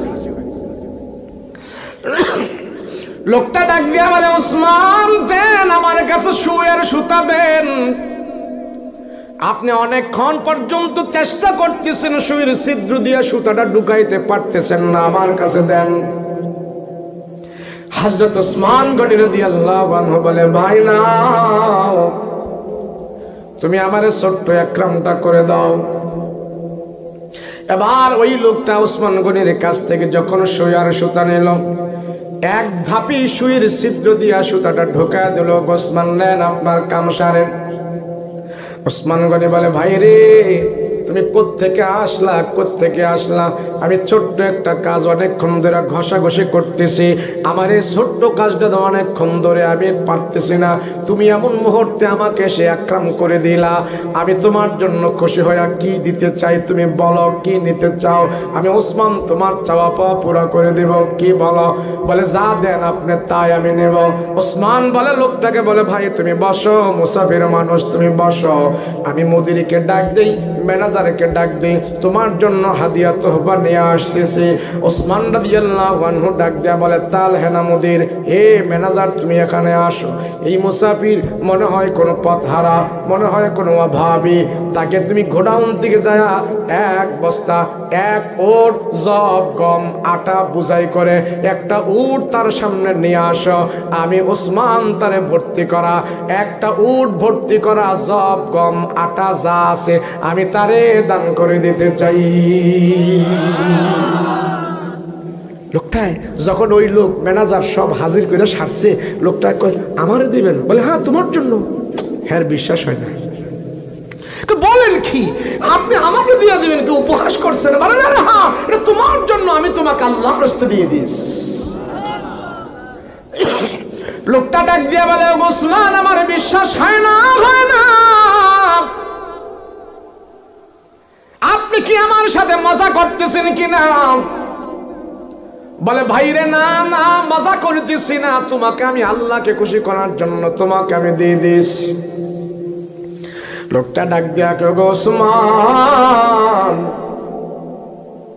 যদি আপনি আমাকে এটা দিয়ে থাকেন তাহলে আমি একটা প্রশ্ন করতে চাই, করবো কিনা? বলে, করো। বলে, এর আগে আপনার কাছে আমি 2 বার আসছিলাম, একবার এসে দেখে আপনি বিবিরে ধমকাইতেছেন ঘরের আলো কমানোর জন্য, তেল বাঁচার জন্য।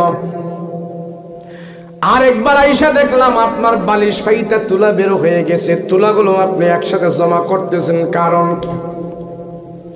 যদি আপনি মানুষরে এত কিছু দান করে দেন, নিজের বেলা এত কিপটামি করলেন কারণ? ওসমান বলে, ভাই রে, ঘরের আলো যদি বেশি করে জ্বলে, দুনিয়ার সময় একটু আলো জ্বলবে, লাভ হবে কি? আর এই দেখো আমার গায়ে ছিঁড়া ফাটা জামা, আমি যদি সুন্দর জামা পরে পরে ঘুরি, লাভ হবে কি? একদিন তো আমার মার্কিন কাপড় পরতে হবে। ওসমান রাদিয়াল্লাহু আনহু বলে, ও ভাই, আরে তুমি যে আমাকে দুইবার দেখছো, ঘরের আলো কমাইলাম, তেল বাঁচাইলাম, তুমি যে আমাকে দেখলাম বালিশ ফাইটা তুলা বের হয়ে গেছে, সেগুলি আমি একসাথে করলাম, আমি যদি ঘরের আলো বাঁচাই, বালিশ ফাটা তুলা না দিয়া যদি সুন্দর সুন্দর বালিশ দিয়া ঘুমাই, এটা দুনিয়ার ক্ষণিকের আনন্দ। কিন্তু তোমাকে যে আমি উট বুঝাই করে দান করে দিলাম, এটা ক্ষণিকের দুনিয়ার আনন্দ না। আমার রসুল বলেছেন, আল্লাহর জন্য যারা ভালোবাসে, আল্লাহর জন্য যারা দান সদকা করে, এই দান সদকা হাসরের ময়দানে জান্নাতের ওসিলা হয়ে যাবে। বাইরে দুনিয়াটা আমার কাছে বড় না, আমার কাছে আখিরাতটা হলো বড়। যে উসমানের মালের কোনো অভাব নাই, যে উসমানের সম্পদের কোনো অভাব নাই, সে উসমান কবরের পাশে দাঁড়ায় দাঁড়ায় কান্দে আর বলে, মালিক, এই কবরের ভিতরে সবাই সমান, এই কবরের ভিতরে সবাই সমান, কে বাদশা, কে ধনী, কে আমির, কে ফকির। আল্লাহ, দুনিয়াতে তো সব জায়গায় গেলে আমরা মানুষ পাই, আয় আল্লাহ, দুনিয়াতে বাজারে গেলে মানুষ আছে, হাট বাজারে মানুষ আছে, স্কুল কলেজে মানুষ আছে, ঘরের ভিতরে আমার সন্তানেরা আছে। আল্লাহ, দুনিয়া তো মানুষ পাওয়া যায়, আল্লাহ হাসরেও মানুষ থাকবে, মিজানেও মানুষ থাকবে, ফুলসেরাতেও মানুষ থাকবে, বাকি সব জায়গায় মানুষ থাকবে, কিন্তু কবরের ভিতরে কোনো মানুষ থাকবে না। আমার ওসমানের কবরে তো আমি একা একা ঘুমাবো, সেই জন্য আমার কাছে ভয় লাগে। আল্লাহ, এই নির্জনতার ঘর, কবরের ভিতরে ওসমান ঘুমাবে, জানি না ওসমানের জন্য কবরটা কেমন হবে গো আল্লাহ। সেই কথা ভেবে ভেবে ওসমান গনি কবরের পাশে দাঁড়ায় দাঁড়ায় কান্না করে আর আল্লাহকে ডাক দেয়া কয়, আল্লাহ, আমার কবরটা তুমি সুন্দর করে দিও। আমি ওসমানের যত মাল হবে, উসমানের যত মাল আছে, কবরের ভিতরে কোনো মাল চলবে না, কবরের ভিতরে কোনো শিল্পপতি চলবে না। আল্লাহ, আমার ভয় হয় এই কবরের ভিতরে যাওয়ার পর কবরের মাটি যদি আমার ওসমানকে চাপ দিয়া হাড্ডিগুলো যদি একসাথে গুঁড়া করে দেয়, আমার পাঁজরটা যদি একসাথে গুঁড়া করে দেয়া দেয়, আমার ওসমানের দুনিয়াতে এত সম্পদ, এত মাল দিয়ে আমার কে লাভ হবে? আল্লাহ, তোমার কাছে আমি ফরিয়াদ করি, এই কবরের ভিতরে যতদিন আমি একা একা থাকবো, এই কবরটাকে তুমি আমার জন্য জান্নাতের বাগান বানায়া দিও। মৌতু কাসিন কুল্লু নাসিন শারিবুন, কবর বাইতিন কুল্লু নাসিন দাখিলুন। সে ওসমান যদি কবরের পাশে দাঁড়ায় এইভাবে কাঁদতে পারে, আরে আপনাদের এই কবর আপনাদের না? কথা বলেন, আপনাদের না? এই কবরের পাশে আপনিও ধারায় প্রতিদিন যায় কাঁদবেন, আল্লাহ, এই কবরে আমার মা ঘুমন্ত আছে, আমার বাবা ঘুমন্ত আছে, আল্লাহ, আমিও তো একদিন এই কবরে ঘুমাবো। হাসি খুশি এইটা সেইটা ঘুরে ফিরে কিন্তু ওখানে একদিন যেতে হবে। কথা বলেন ঠিক কিনা? সেই জন্য মুসলমান ভাইরে আমার, কবরের খবর রাখতে হবে, কবরের খবর রাখতে হবে। আল্লাহ নবী ডাক দিয়া বলে, সাহাবীরা, মরণ এমন এক জিনিস, আল্লাহ কোরআনে কারিমের আয়াতে ডাক দিয়া বলে, কুল ইন্নাল মাউতাল্লাযীনা তাফিরুনা মিনহু ফাইন্নাহু মুলাকিকুম সুম্মা তুরাদ্দুনা ইলা আলিমিল গায়বি ওয়াশ শাহাদাতি ফায়ুনাব্বিউকুম বিমা কুনতুম তা'মালুন। আল্লাহ ডাক দিয়া কয়, তোমরা যেথায় থাকো মরণ তোমাদের সাথে সাক্ষাৎ করবে, তোমরা মরণ থেকে পলায়ন করতে পারবা না, মরণ তোমাদের সাথে সাক্ষাৎ করবে। তোমরা যেখানে লুকায়া থাকো মরণ লুকায়া থাকবে না, মরণ ওখানে হাজির হবে। রাসূল বলেন যদি মৃত্যু থেকে কেউ বাঁচতে পারতো আমি রাসূল বাঁচতে পারতাম। বলেন আমার রাসূল কি মৃত্যু থেকে বাঁচতে পেরেছে কিনা? আমার রাসূলের সাথেও মরণ সাক্ষাৎ করছে যেই নবীজির দাম আল্লাহর পরে পৃথিবীর বুকে শ্রেষ্ঠ নবীজি, সব কিছু থেকে আল্লাহ আমার রাসূলকে শ্রেষ্ঠ করে বানিয়েছে। সেই রাসূলও মরণ থেকে বাঁচতে পারে নাই, সেই নবীজিকে আল্লাহ মরণের যন্ত্রণা দেখায় দিচ্ছে। নবীজি একদিন সাহাবীদেরকে ডাক দিয়া বলে, ও সাহাবীরা রে, তোমাদের মাঝে এমন একজন বন্ধু আছে, ওই বন্ধুকে আল্লাহ পাক সালাম জানাইছে। তোমাদের বন্ধুকে আল্লাহ সালাম জানা বলেছে, তোমাদের বন্ধুকে আল্লাহ বলেছে তুমি যদি দুনিয়াতে থাকতে চাও আল্লাহ তোমার হায়াত লম্বা করে দিবে। কিন্তু তোমাদের বন্ধু দুনিয়াতে থাকতে চায় নাই, আল্লাহর কাছে চলে যাইতে চেয়েছে। নবীজি বলে, সাহাবীরা তোমাদের মাঝে একজন বন্ধু আছে যারে তোমরা সবচেয়ে বেশি ভালোবাসো, যারে তোমরা মহব্বত করো, তোমাদের বন্ধু। সেই বন্ধুকে আল্লাহ বলছে তুমি যদি দুনিয়াতে থাকতে চাও তোমার হায়াত অনেক লম্বা করে দিবে, হায়াত আল্লাহ বাড়িয়ে দিবে। কিন্তু তোমাদের সেই বন্ধু দুনিয়াতে লম্বা হায়াত চায় নাই, আল্লাহর কাছে চলে যাইতে চাইছে। রাসূল শুধু এতটুক বলছে, কারো নাম বলে। এবার সব সাহাবীরা চলে গেছে। চলে যাও, মনে মনে ভাবতেছি আমার রাসূল এমন বন্ধু কে কার কথা বলল।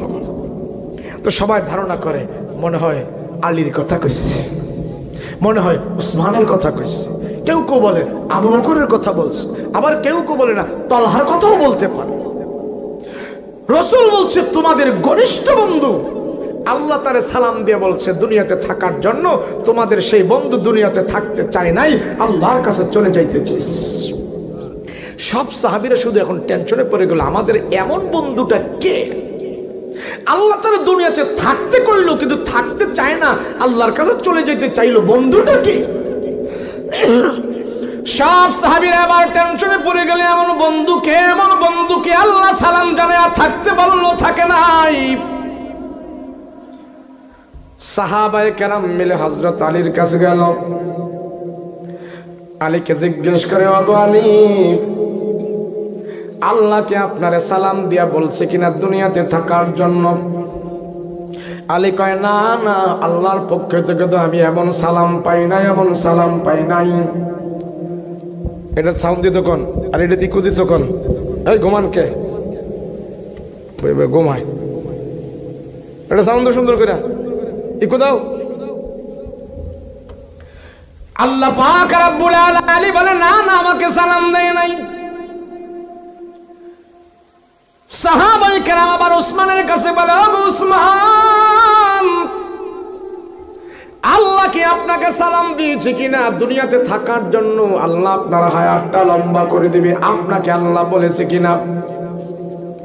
উসমান বলে, না সাহাবীরা রে, না, আমাকে তো আল্লাহ সালাম দেয় নাই, আমি জানি না আল্লাহ আমারে সালাম দেয় না, এমন খবর আল্লাহ আমাকে দেয় নাই।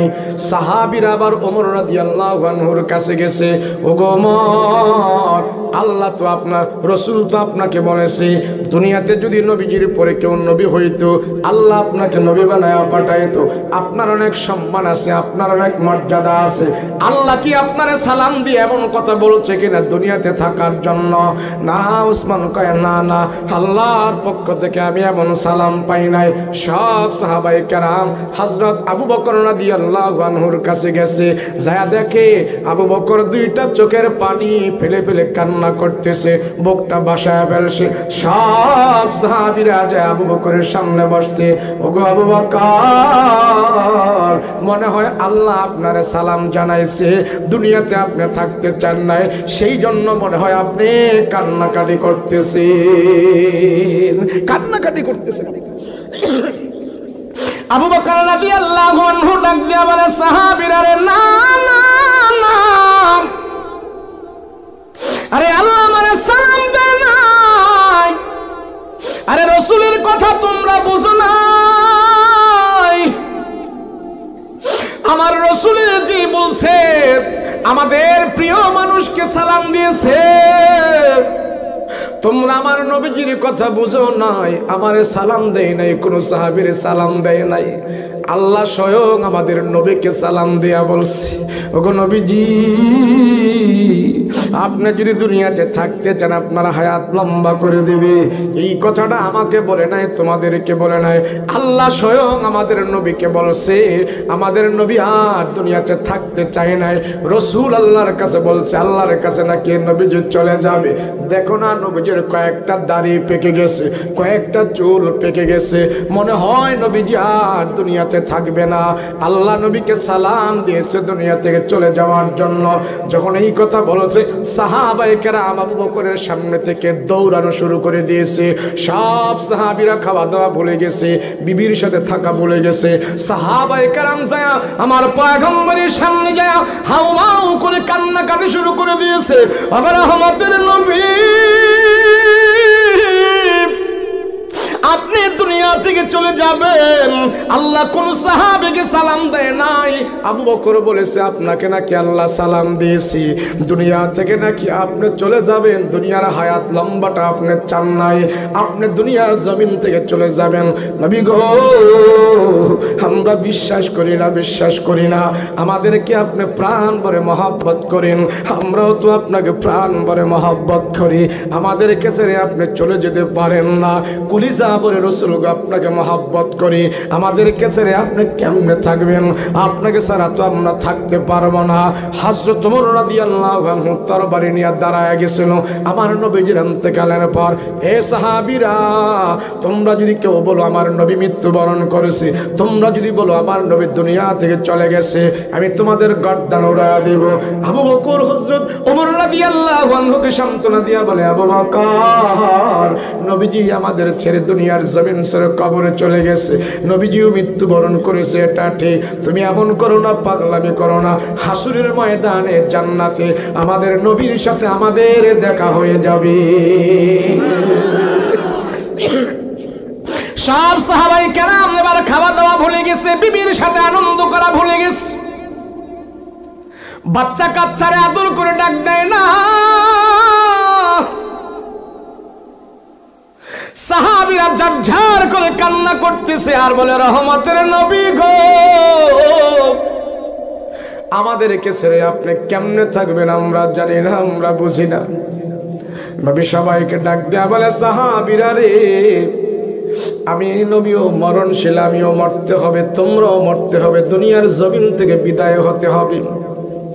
এই তো কিছুদিন পরে আমার রাসূল অসুস্থ হয়ে গেছে, নবীজি অসুস্থ হয়ে গেছেন। 14 দিন আগে, ইন্তেকালের 14 দিন আগে আমার রাসূল অসুস্থ হয়ে গেছে।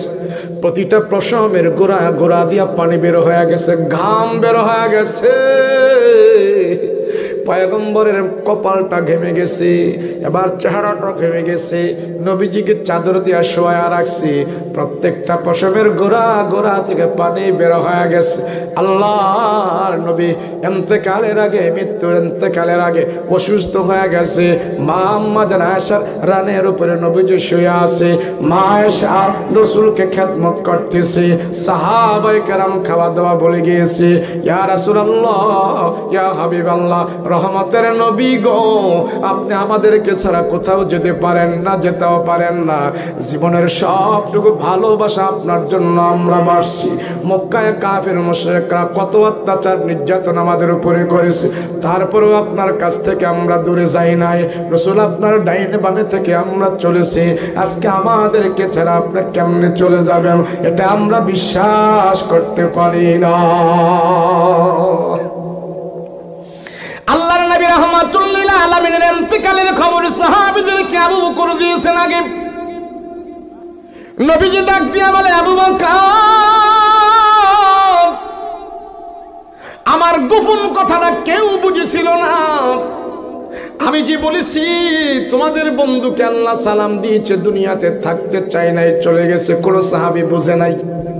আবু বকর রে, তুমি বুঝে ফেলেছো, তুমি সাহাবীদেরকে বলে দিয়েছো, তুমি কেন আমার এই গোপন সংবাদটা তুমি জানাই দিলা রে আবু বকর? সব সাহাবীরা এখন পাগলের মতন ছুটাছুটি করছে। বিবি বাল বাচ্চাদের সাথে তারা আর আনন্দ করে নাই, ভালো করে খাবার দাবার খায় না, রাতের বেলা তারা ঘুমায় না। শুধু আমি রাসূল দুনিয়া থেকে চলে যাব এই কথা শুনে, আমি নবীজিও একজন মানুষ, আমাকে আল্লাহ বানিয়েছে, আমিও দুনিয়ার জমিন থেকে চলে যাব। তবে আমার যাওয়াটা শেষ নয়, আমি উম্মতকে নিয়ে আবার জান্নাতে যেতে চাই, আমার উম্মতকে নিয়ে হাসরের ময়দানে দাঁড়াইতে চাই। এইভাবে কিছুদিন যাওয়ার পর আমার নবী যখন এইভাবে ইন্তেকালের আগে অসুস্থ হয়ে গেছে, চাদর দিয়া নবীকে এইভাবে শোয়া রাখছে। আল্লাহর নবী রাহমাতুল লিল আলামিনের জানটা যখন বের করবে, এমন মুহূর্তে আজরাইল আলাইহিস সালাতু ওয়াস সালাম ওই ঘরের দরজার মধ্যে আসছে। ঘরের দরজায় এসে বললেন, আসসালাতু ওয়াস সালামু আলাইকা ইয়া রাসূলুল্লাহ। নবী গো, দুনিয়ার কোনো মানুষের রূহ বের করার জন্য আমি পারমিশন চাই না, পারমিশন লাগে না। ইয়া রাসূলুল্লাহ, ইয়া হাবিবাল্লাহ, রহমতের নবী, আমি আজরাইল আপনার ঘরের দরজায় এসে আপনার অনুমতি চাই। নবী গো, দুনিয়ার কোনো এমপি মন্ত্রী কোনো কারো কাছে যাওয়ার জন্য আমার পারমিশন লাগে না। আমি আপনার দরজায় এসে আপনার পারমিশন ছাড়া আপনার কাছে আমি যাব না। ইয়া রাসূলুল্লাহ, আপনি আমারে পারমিশন দিলে আপনার ঘরে আমি আসব।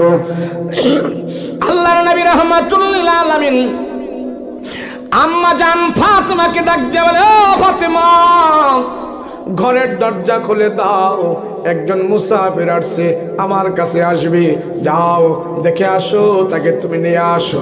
আম্মা জান আয়েশা, আম্মা জান ফাতেমা রাদিয়াল্লাহু আনহা বলে, ও ফাতেমা, রাসূল বলেন, ফাতেমা তুমি আমার এখান থেকে চলে যাও, তোমার জন্য একটা মানুষ, তোমার জন্য একজন ব্যক্তি আমার কাছে আসতে পারে না।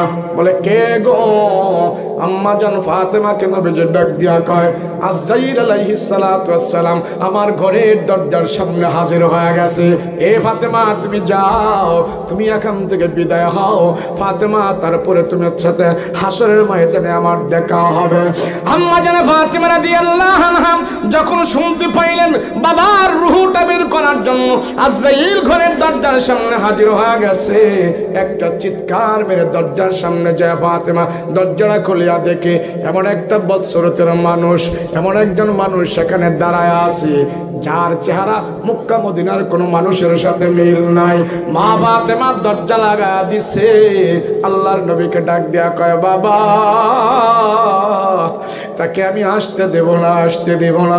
মক্কা মদিনার কোনো মানুষের সাথে তার চেহারার মিল নাই। সে আজরাইল, আমি বুঝতে পেরেছি। আমি মা হইয়া, আমি আপনার সন্তান হইয়া দরজা লাগায়া দিছে, এই আজরাইলকে আপনার সামনে হাজির হতে আমি দেব না। ইয়া রাসূলুল্লাহ, বাবা। মা ফাতেমা কান্নায় ভেঙে পড়ল, চোখের পানি ছেড়ে ছেড়ে কান্দে আর বলে, বাবা, কত লালন পালন করেছেন, কত মহব্বত করেছেন, আপনি যদি এখন দুনিয়ার জমিন থেকে চলে যান, বাবা গো, আমি কার চেহারা দেখবো, আমি কারে বাবা বলবো? মা ফাতেমা বসে বসে চোখের পানি ছেড়ে ছেড়ে কান্না করতেছে। চোখের পানি আর মুছে বলে, ফাতেমা, তুমি যদি আজরাইলকে আসতে না দাও, আজরাইল অবশ্যই আমার কাছে আসবে, তুমি বাধা দিয়া রাখতে পারবা না। ফাতেমা, যাও, আজরাইলকে আসতে দাও, আমি আল্লাহর রাসূল, আমি নবী আজরাইলের সাথে একটু কথা বলতে চাই। আল্লাহু আকবার। আল্লাহর নবীর সামনে যখন হাজির হলো, সালাম দিয়ে হাজির হলো, ইয়া রাসূলুল্লাহ, ইয়া হাবিবাল্লাহ, রহমতের নবী, আপনার রূহটা বের করে নেওয়া হবে, আল্লাহ সসম্মানে আমাকে নিয়ে যাইতে বলেছে। এবার নবী বলে, আমার রূহ বের করবা, ভালো কথা, নিয়ে যাইবা, অসুবিধা নাই, আল্লাহর হুকুম।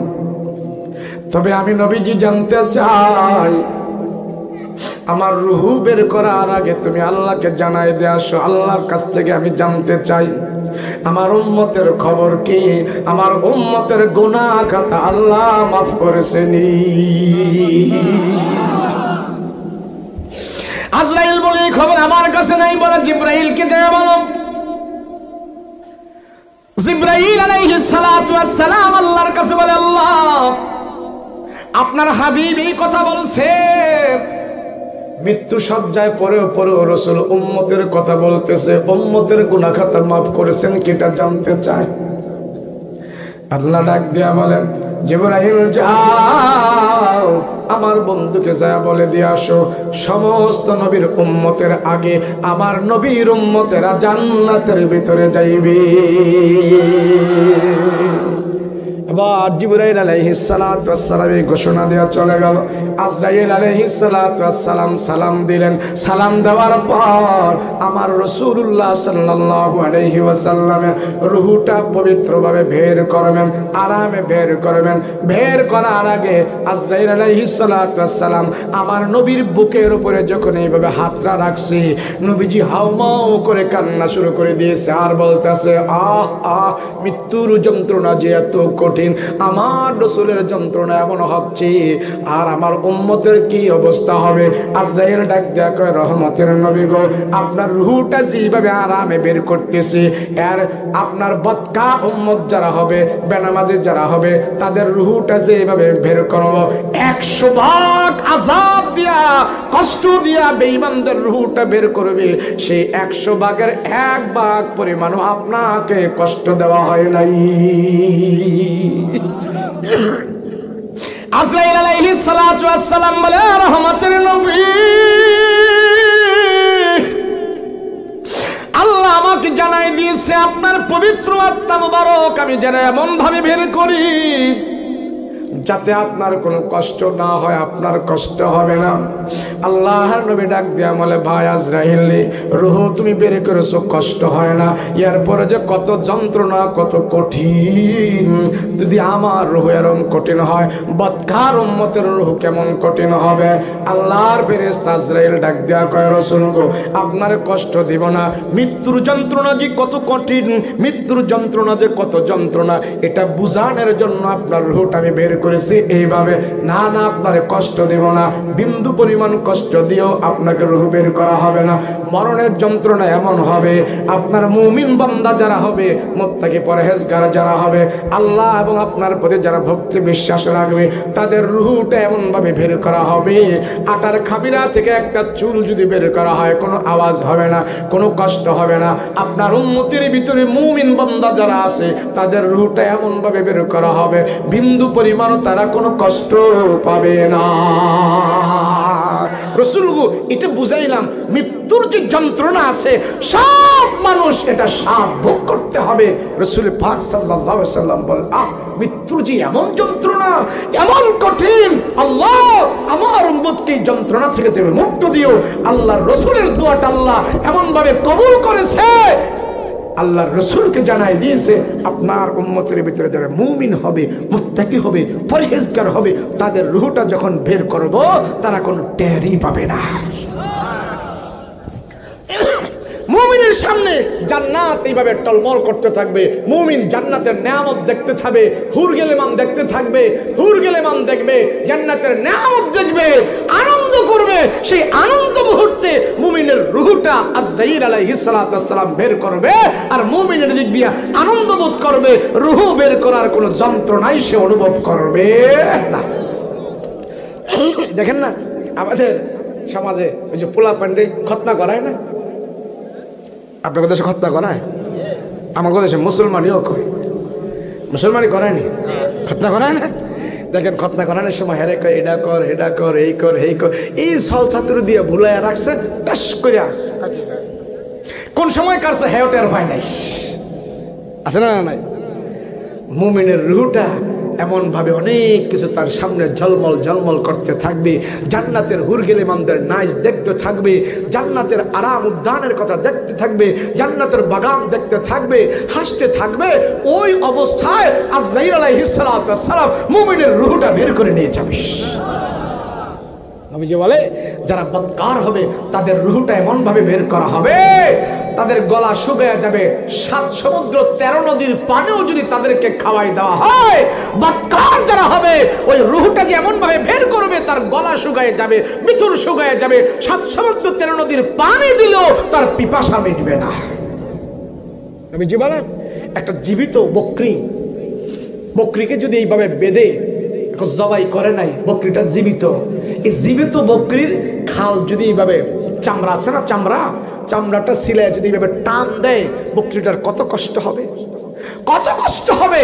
বলে বৎকার, নাফরমান, সুদখোর, ঘুষখোর, লম্পট, ডাকাত, তুই যদি তওবা না করে মরিস, তোর রূহটাও ওই ছাগলের বকরির মতো টান দিলে ছাগল যেমন ব্যামাবে, চিল্লাবে, কষ্ট হবে, এর চাইতে 1000 গুণে বেশি তোর রূহ বের করার সময় তোর কষ্ট হবে।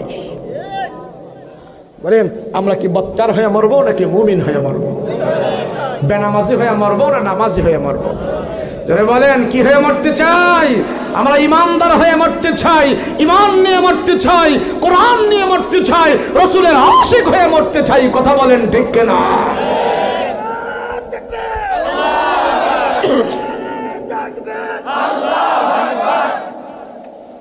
বলেন আমাদের হায়াত কি বেশি না কম? বলেন বেশি না কম? কিন্তু আমাদের লোভ আশাও কি বেশি না কম?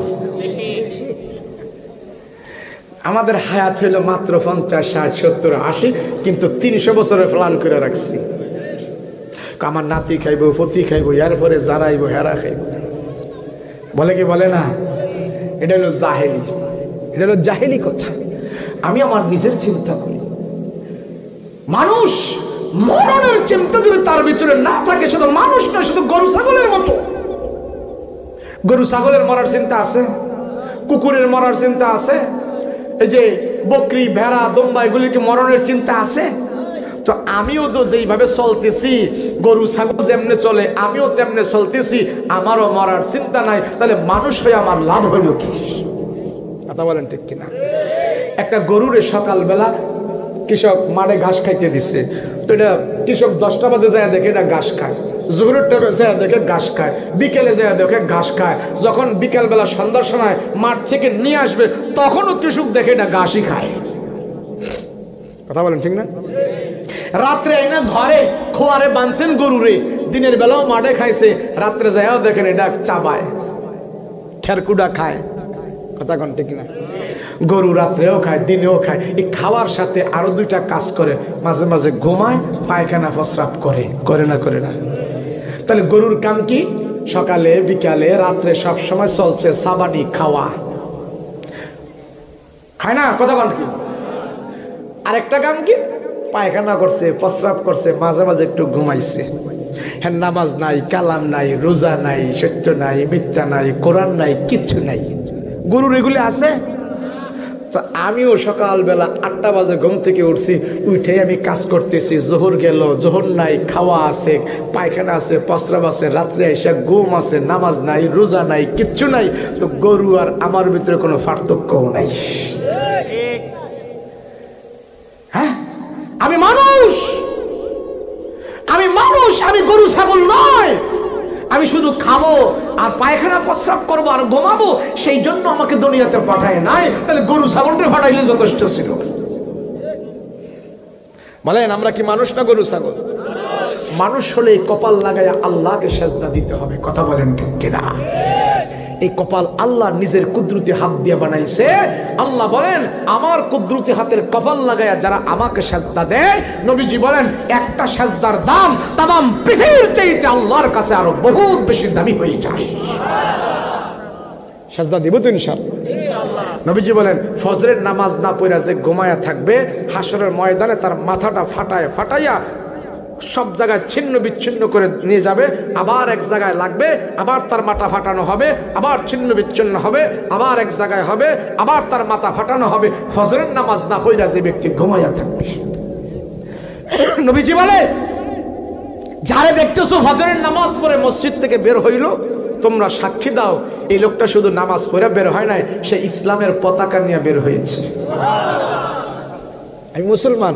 বলেন তো এমন পতাকা আমরা কয়জনে লই সকালে? হা, সারা রাত ওয়াজ করে নজর ভালো লাগবো, নামাজ বাদ লাগ না। কথা কই না দি? পারবেন তো ইনশাআল্লাহ? চেষ্টা করেন, নিয়ত করেন, দেখবেন অল্প রিজিকের ভিতরে আল্লাহ বরকত দান করে দিবে। আমলি হন, ঘরটাকে আমলি পরিবেশ বানান, জিন্দেগিটা আমলি পরিবেশ করেন, অল্প রিজিক আল্লাহ বরকত দান করে দিবে। আল্লাহ আমাদের সবাইকে আমল করার তৌফিক দান করেন, বলেন আমিন। যা কিছু বললাম এবং শুনলাম, আল্লাহ আমাদের সবাইকে আমল করার তৌফিক দান করেন, বলেন আমিন। আল্লাহ তুমি আমাদেরকে সমস্ত বিপদ আপদ থেকে হেফাজত করো, বলেন আমিন। আল্লাহ ভূমিকম্প থেকে হেফাজত করো, বলেন আমিন। আযাব গজব থেকে হেফাজত করো, বলেন আমিন। ঠিক আছে, ইনশাআল্লাহ দোয়া হবে এখন।